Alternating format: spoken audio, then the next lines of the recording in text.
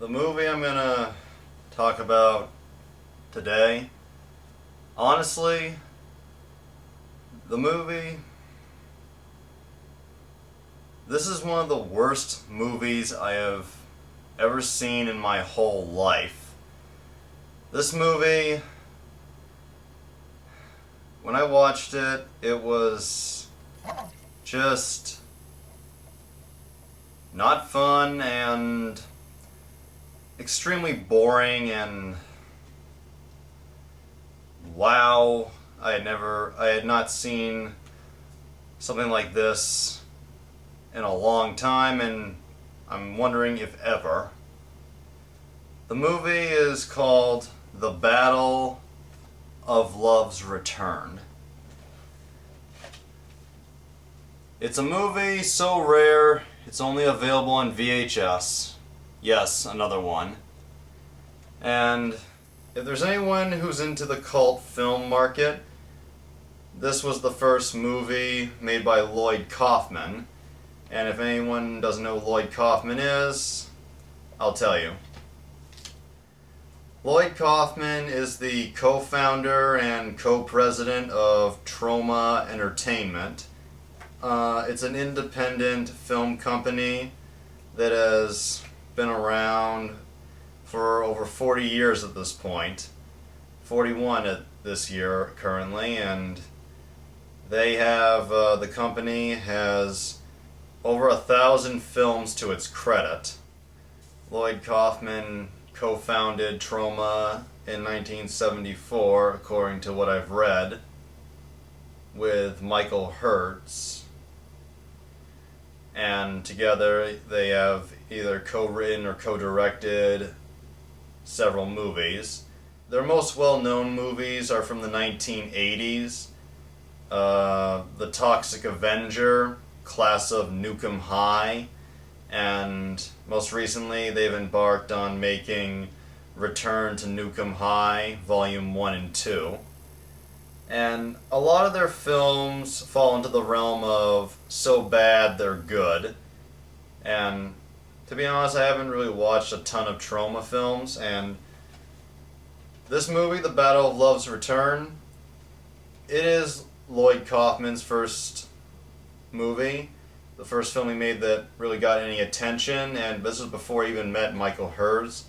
And I figured, what better way to get introduced into Troma than through technically their first movie. All re-releasing of it was by Troma. And I really am serious. This is probably one of the worst films I've ever watched in my whole fucking life. Not the worst, but maybe in the top 5, just because there are certain types of movies that are bad, some that you would call so bad they piss me off and make me angry, and then there are others that are just dull, stupid, and uninteresting. This is a bit of both, mainly in the dull category. It's really hard to explain, just this movie is a mind fuck to the nth degree, and like, to describe how bad it is, it's worse than Blade Trinity. If anyone remembers that video or has seen it, yeah, and it's worse than, and I know I'm one of the few people who don't like this. I didn't like The Dark Knight as much as everybody else. It really just, I'll get into that another day, but this is worse than Blade Trinity and The Dark Knight, in my opinion. Okay, I think I should explain the story.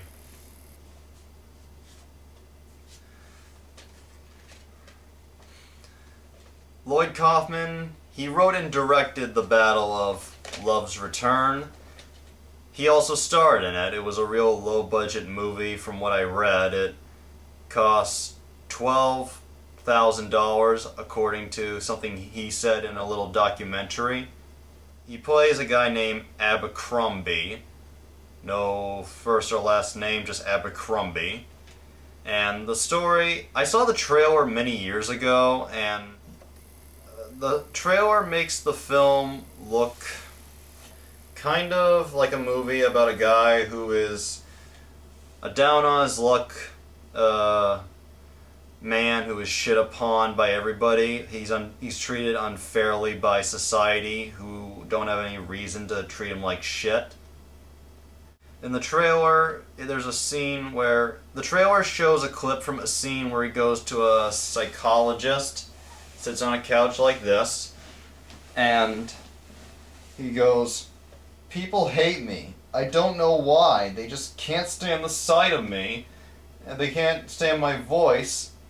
And then the psychologist is like, "Get out of my office. You are an ugly little man. I can't stand the sight of you. Get out."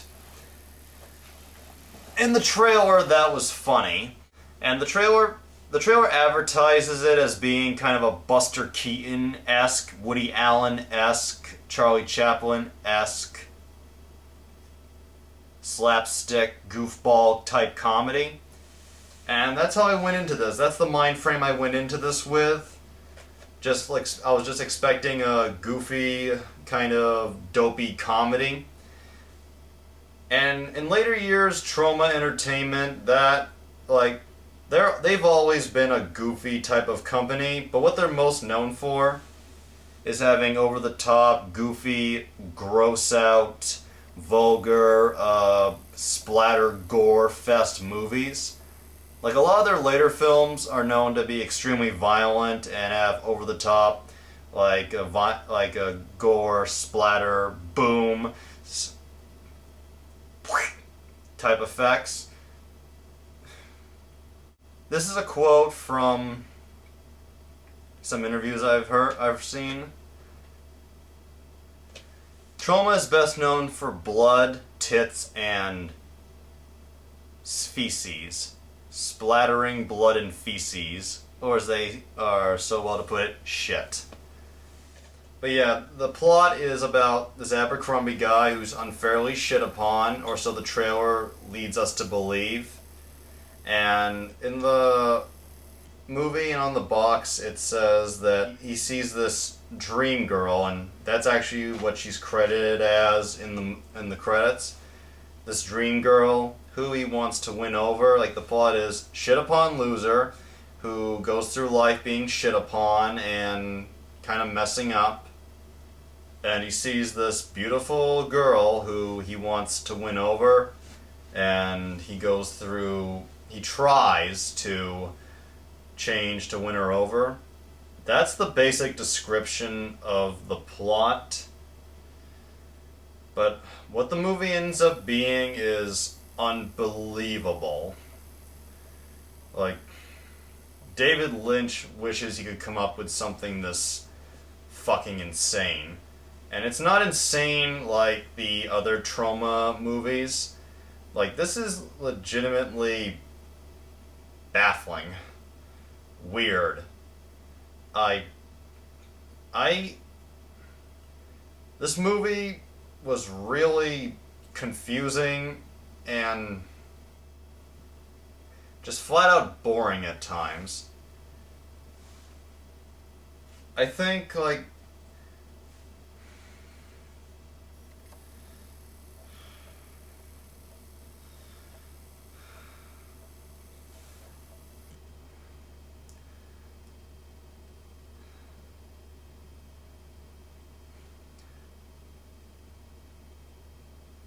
the biggest problem with the Battle of Love's Return is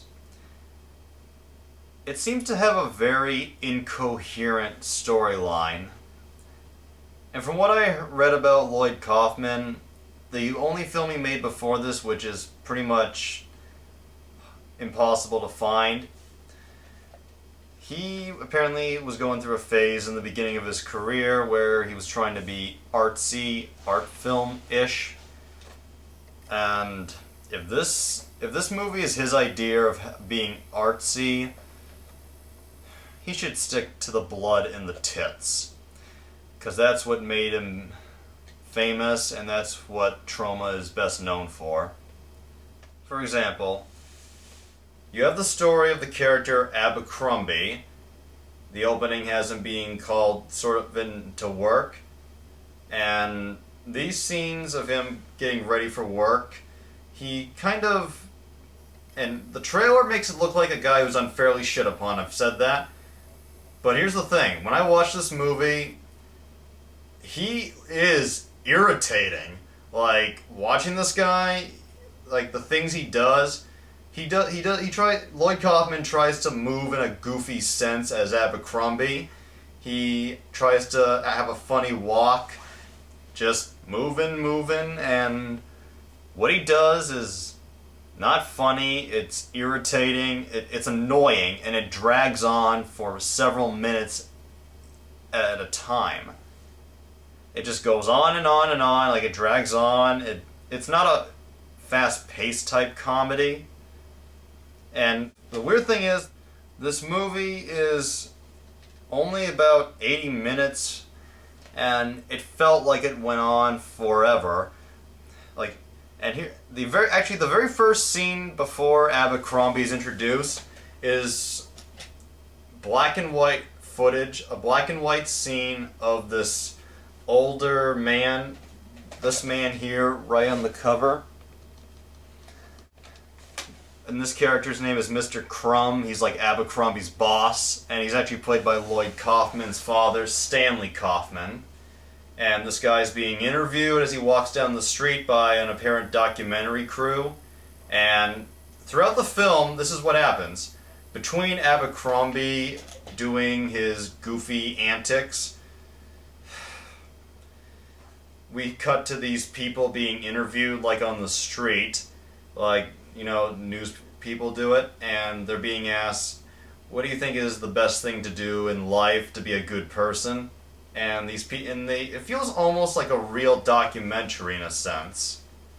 And this is where it gets incoherent, because each of these segments, back and forth, the documentary theme segments and the slapstick segments, they drag on for 10 minutes at a time each.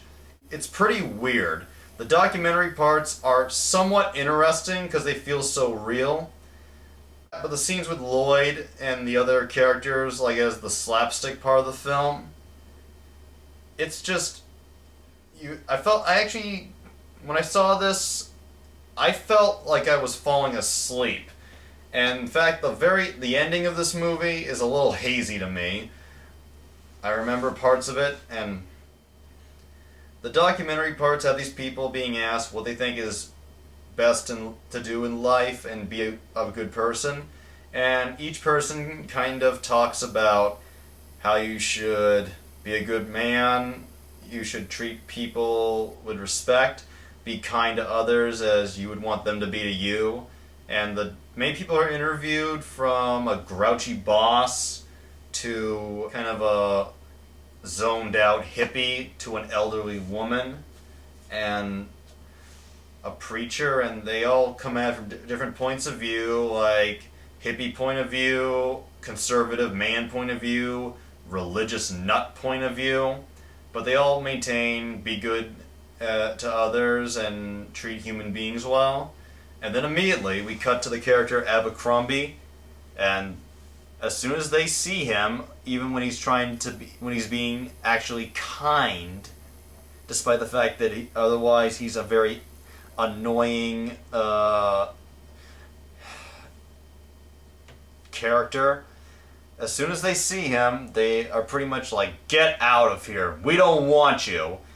And I get the point that the film's trying to make, that they just forget everything as soon as they see this irritating person. And yeah, he is irritating. He's not as innocent and shit upon as the trailer leads you to believe. Like, the way he moves, the way he acts, he is annoying. He is fucking annoying. This is not good comedy. It's not fun. It's not amusing. Like, the comedy in this movie, even the slapstick, and even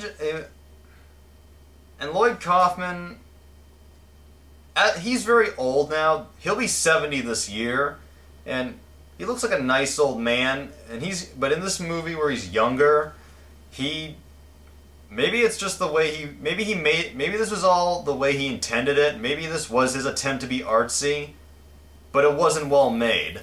It wasn't well done, well executed. Just looking at him, he is annoying.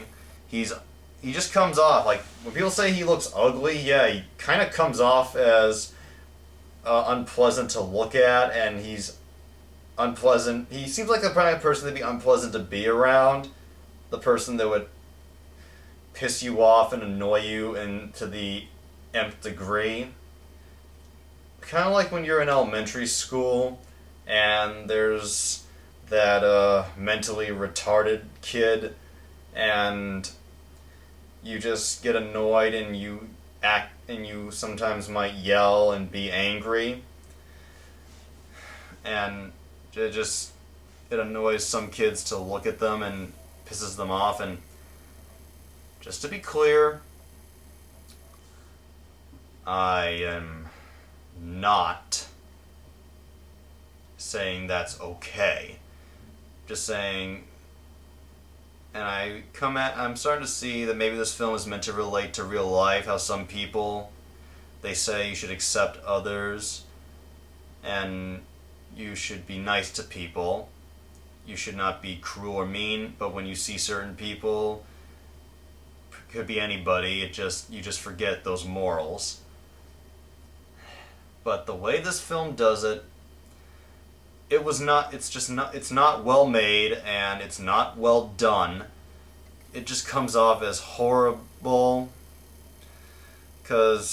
and it takes a lot for a movie to come off as unpleasant to me. And this film, like, I can handle unpleasant movies. I handled Brad Jones's movies pretty well, the cinema snob. But this movie comes off as it's unclear what the message is. Like, it feels like it's saying that these people are being unfair to this guy, and they have no right to be bad to him. But then we see him and we feel like, yeah, I want to punch this asshole. Maybe I talked with someone recently, and this was an interesting idea. Maybe this was meant to represent kind of the real life, but it's not it's not even interesting to look at. It's boring. I'm gonna try not to say boring too much, but yeah, that's it. It doesn't hold the interest very well at all, and it just feels like it's saying that what these people are doing are wrong, but what this person is doing, what this person does is enough to aggravate even the audience. So it's unclear like who you're supposed to side with. I didn't know who I was supposed to side with. And I really don't like unpleasant scenarios and characters in comedy when it's obvious the comedy was going for was to be lighthearted and likable, but they use unpleasant scenarios that people misinterpret as thinking, the creators misinterpret as thinking is charming when it's really not. Kind of like the Big Bang Theory show. I'm not going to get into it, but I really fucking hate that show. The whole film jumps back and forth between these documentary interview type scenes and the Abercrombie story, and for a while my main thought was, what the fuck is going on? And by the time I figured it out, even eventually even the interview story parts, which were the most interesting part, they became too boring. I actually missed the last interview scene a little bit because I was just so it was just so uninteresting and boring.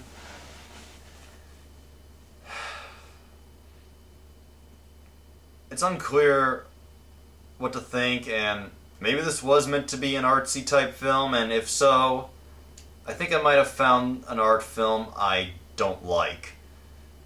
Because I love Slacker, I love Rumblefish, and I love the surreal type movies, like 2001 A Space Odyssey, and David Lynch's Eraserhead.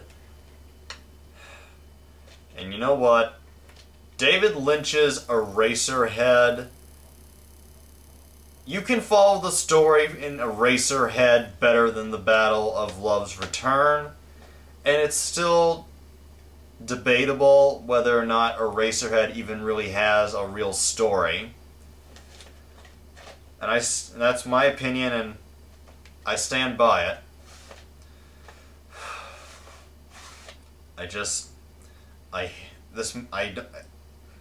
This movie, and I'm gonna say this for the films I think are kind of the worst. I'm not sure. Okay, now that I just think about it, I'm not entirely sure because this movie didn't piss me off as most movies I hate do. But it's really up there on films that I hate, that I think are the worst. And I said this with Blade Trinity when I introduced it, and I kind of apply it to this.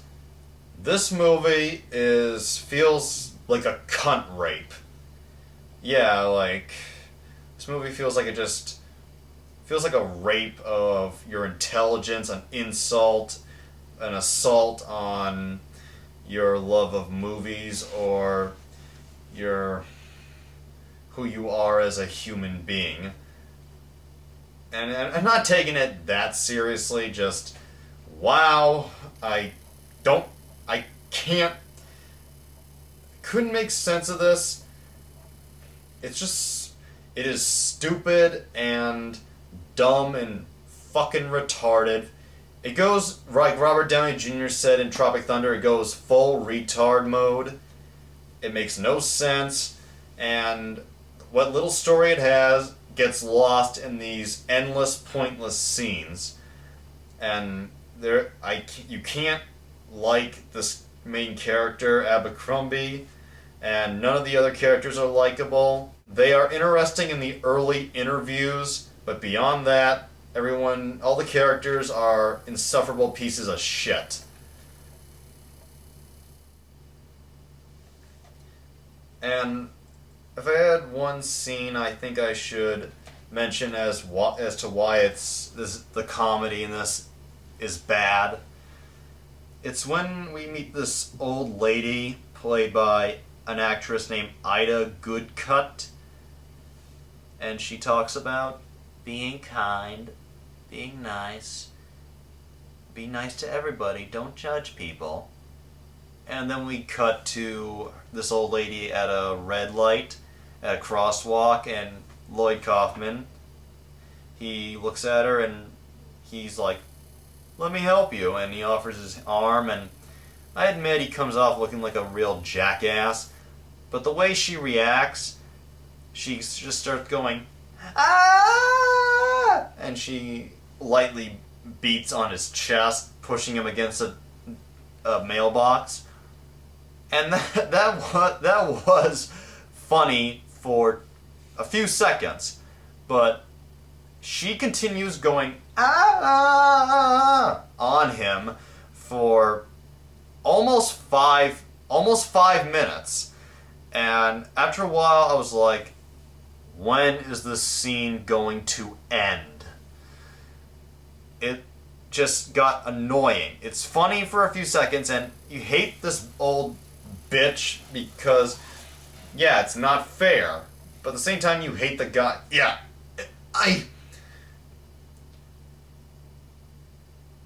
This film is incoherent. I get the message it's going for, and it has some good ideas, but it doesn't execute them well.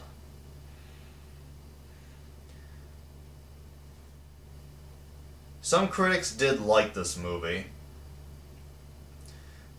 which makes me think the mainstream critics who get the well-respected jobs, yeah, I really wonder if they are worth listening to. The New York Times wrote saucy, satirical, real wit. I know it's been over 40 years since this piece of cunt shit came out, but I don't think I can have respect for the New York Times now.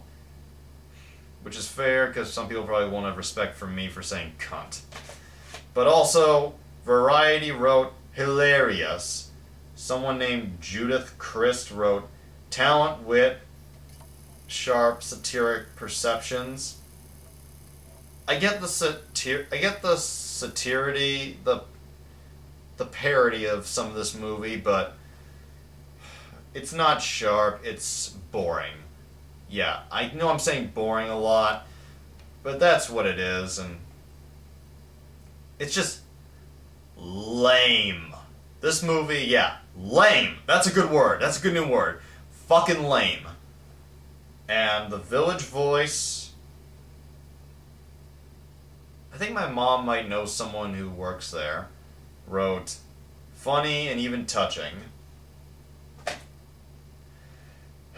This movie is not touching.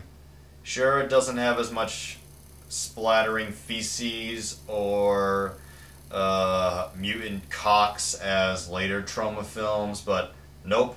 This movie, it's not touching. And let me explain why I got this. I love collecting movies. I love owning movies. Part of my movie buff, movie loving belief is that if it's going out of print, then I must own it.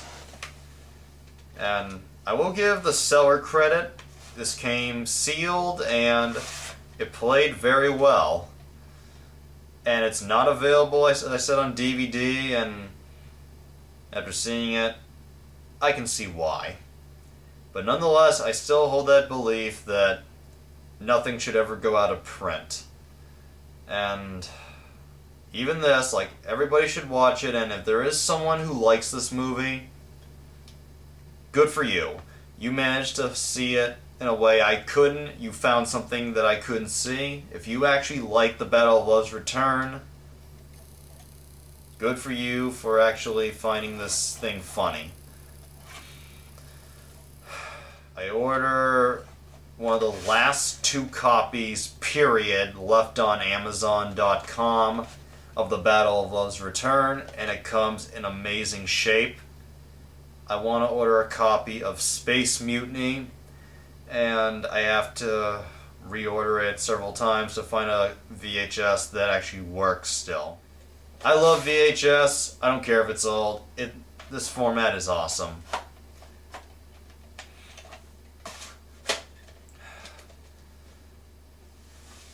And, oh yeah, as far as critics go, I read this on Wikipedia. Stanley Kaufman, Lloyd's dad, when asked what his favorite part of the film was, and he has the role in it, he said, "The part where Lloyd gets killed." Brutal. I don't know what's worse, the movie or the fact that your dad would say that.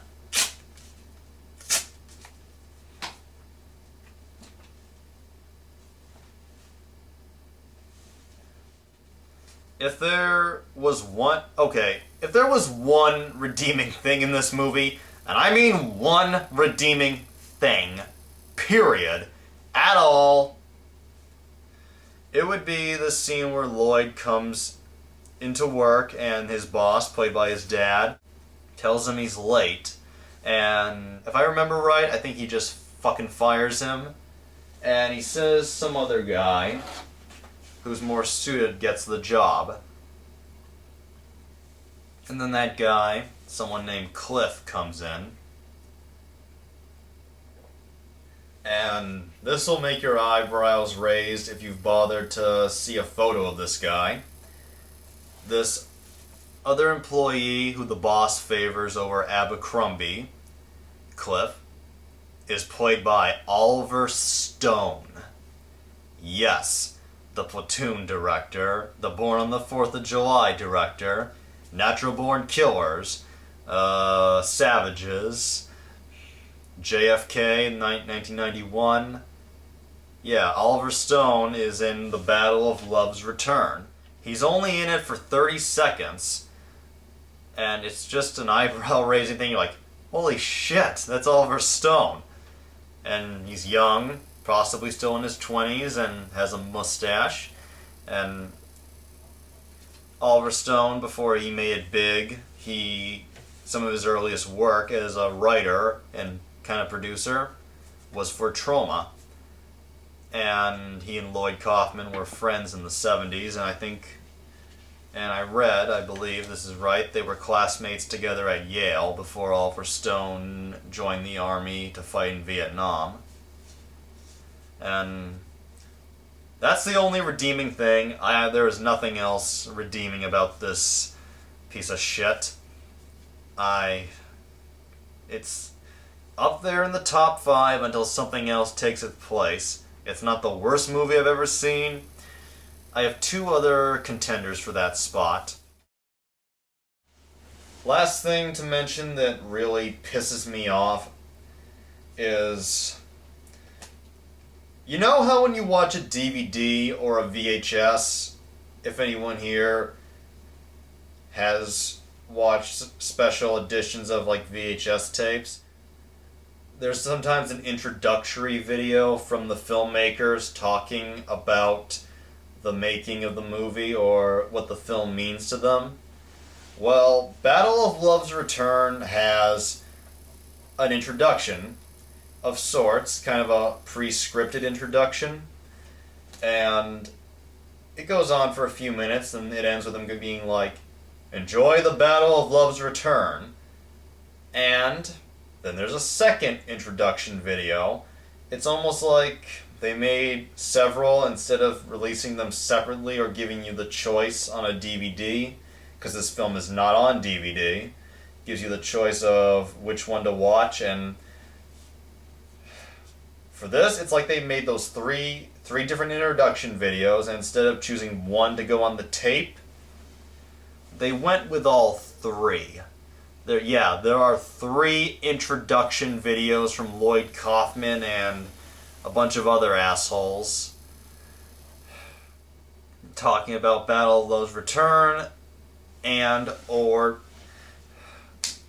basically before Battle of Love's Return begins, there's a bunch of trailers for Troma films, and I like watching trailers for obscure movies on VHS, and some special features like behind the scenes shit.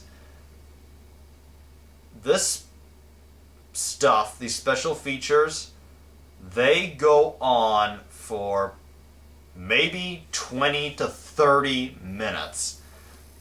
And after a while, it got really fucking irritating.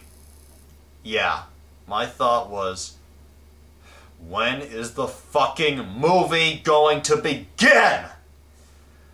I just got really pissed off, and it did not help me while I finally got to watch this movie. It felt almost insulting in a way.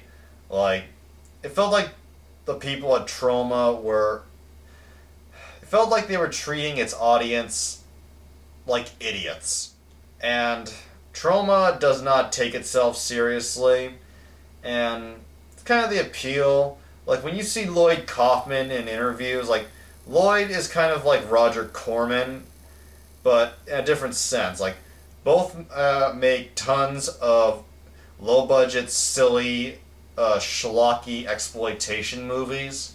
The difference, Roger Corman, when he talks, he somehow manages to talk about things like aliens or mutants raping women or body parts exploding or women in prison, lesbian scenes, and just sexploitation stuff. Roger Corman talks about it with class and dignity. He talks like he makes the greatest stuff, like he is a master of the arts. Lloyd Kaufman, he has no shame. He has no dignity. He talks obnoxiously. He is very juvenile, very gross. He does gross things in his videos for his movies, and essentially he lives up to the name of everything that Troma Entertainment stands for. And if you like stupid movies, and I do like stupid movies at times, I alternate. You can kind of get into Lloyd stuff. Sometimes it becomes a little too gross, but that's what Troma is. But the way the opening to this tape went, it just went on forever, and just, this is what it felt like. By the end of this tape, by the end of this movie, you know that expression that characters in movies say during sex scenes? I'm gonna fuck your brains out? That's what it felt like. It felt like this movie actually did fuck my brains out.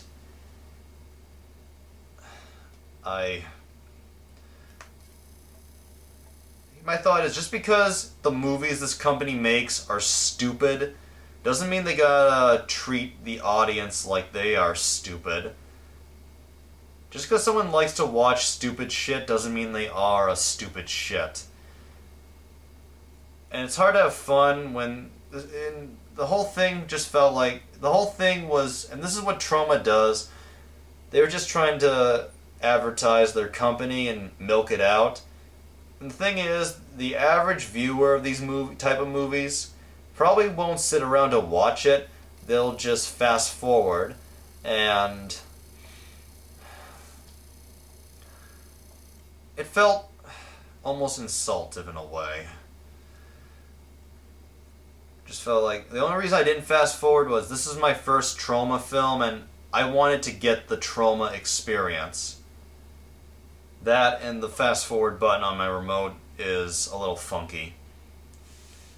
But despite everything I just said, I do have some admiration and respect for Troma, because they are a huge inspiration to independent filmmakers and getting independent movies made. This has been said by many people.